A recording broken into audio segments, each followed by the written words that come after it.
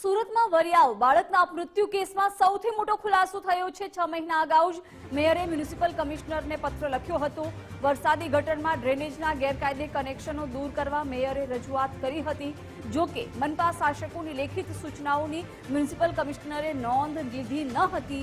Municipal commissioner દ્વારા પત્રનો અમલ કર્યો હોત તો માસૂમ કેદારનો ભોગ ન લેવાતો। ચૂંટાયેલા પ્રતિનિધિનો અધિકારીઓ સાંભળતા નથી તે વાત ફરીથી સાબિત થઈ છે। માસૂમ કેદારના મૃત્યુને અઠવાડિયું થવા છતાં કોઈ પગલાં નથી લેવામાં આવ્યા તેવું મેયરે જણાવ્યું। જવાબદારો સામે પગલાંના નામે માત્ર શોકોઝ નોટિસનો ખેલ ચાલી રહ્યો છે। સ્ટ્રોમ ડ્રેનેજમાં ગેરકાયદે જોડાણો અંગે ઓગસ્ટ 2024માં મેયરે પત્ર લખ્યો હતો। મેયર દક્ષેશ માવાણીએ ગેરકાયદે જોડાણો અંગે કાર્યવાહી કરવાના પણ આદેશ આપ્યા હતા। ઘટનામાં જવાબદાર હશે તેની સામે ચોક્કસ કાર્યવાહી કરવામાં આવશે તેવી વાત કરી। વરિયાવમાં ડ્રેનેજની ખુલ્લી ગટરમાં પડી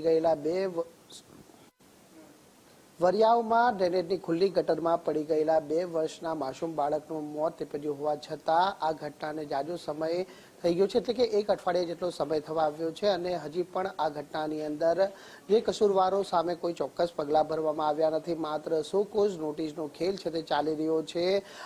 એક જે અધિકારીએ છે તે 15 દિવસની વધુ મુદત માંગી છે, ત્યારે મેયરશ્રી આપણી જોડે ઉપસ્થિત છે। સીધી વાત કરીશું તેમના જોડે।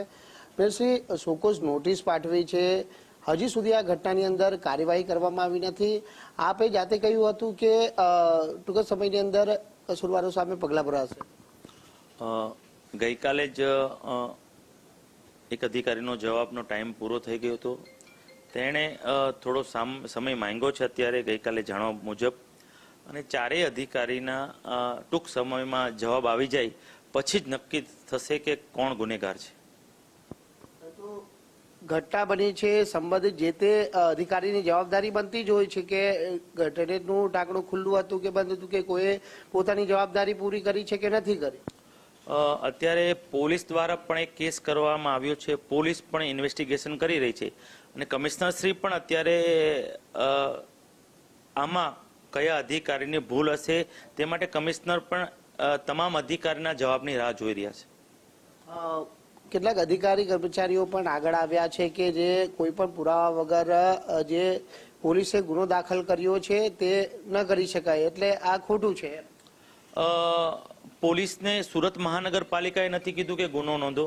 પોલીસ એની નિષ્પક્ષ તપાસ કરી રહી છે અને સુરત મહાનગરપાલિકા કમિશનર દ્વારા પણ તેમાં કોઈ અધિકારીની જો આમાં ભૂલ હશે તો એને બક્ષવામાં નહીં આવે એવું કમિશનરનું પણ ચોક્કસ આદેશ છે। એટલે કમિશનર પણ અધિકારીના એને જવાબની રાહ જોઈ રહ્યા છે। જે ચેતન કરીને અધિકારી હતો તેને બચાવવા, એનો સસ્પેન્ડનું અટકાવવા માટેનો આ ખેલ ચાલી રહ્યો છે એવી ચર્ચાઓ જોર એ અફવા ચાલી રહી છે। આપણે તો જ્યાં સુધી એનો જવાબ ન આવે ત્યાં સુધી અમારે રાહ જોવી પડશે। જવાબના અંતે જે કોઈ અધિકારી કસૂરવાર હશે તેમાં કમિશનર શ્રી દ્વારા એક્શન લેવામાં ચોક્કસ આવશે। મેયરશ્રી, હજુ સુધી એક અઠવાડિયા જેટલો સમય થઈ ચૂક્યો છે, શા માટે વિલંબ થઈ રહ્યો છે કાર્યવાહીમાં? કારણ કે હજુ સુધી શોકોઝ નોટિસ સિવાય કોર્પોરેશને કોઈ કાર્યવાહી આવનાર ટૂંક સમયમાં જ આમાં એક્શન લેવામાં આવશે જે કોઈ અધિકારીની ભૂલ હશે। એટલે કમિશનર પણ આ બાબતે ખૂબ જ ગંભીર છે।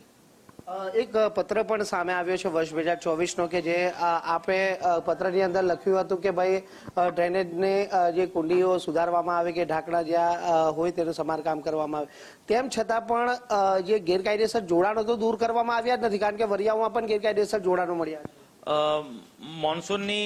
મોન્સૂનના પીરિયડમાં જ્યાં જ્યાં પાણી ભરાણા હતા ત્યાં મેં અને ચેરમેન શ્રી વિઝિટ કરી હતી।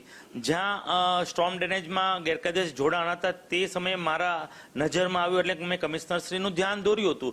એટલે મેં જ્યાં જ્યાં અરજી કરી હતી ત્યાં કમિશનર શ્રીએ તાત્કાલિક ત્યાં પગલાં પણ ભર્યા હતા અને ત્યાંનું નિરાકરણ પણ લાવવામાં તે સમયે આવ્યું હતું। પછી વરિયાવમાં ક્યાં કચાશ બાકી? વરિયાવમાં જે કચાશ બાકી રહી ગઈ હશે, જે અધિકારીની ભૂલ હશે તેને ચોક્કસ કાયદેસરના પગલાં ભરવામાં આવશે।